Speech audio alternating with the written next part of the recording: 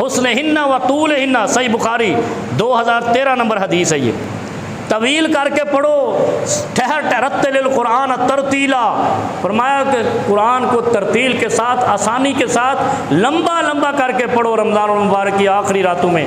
आपकी वहाँ पर कुछ जमहूरियत नहीं है, वो रकतें गिनी जाएंगी, इसकी 1.5 करोड़ रकतें हैं, वहाँ आपके अमल का इखलास गिना जाएगा, तोला जाएगा। इस्लाम की शर्त, इस्लाम और जमहूरियत में फ़र्क यह है, इस्लाम में तोला जाता है, अल्लामा इकबाल ने भी ये कहा है, और जमहूरियत में गिना जाता है।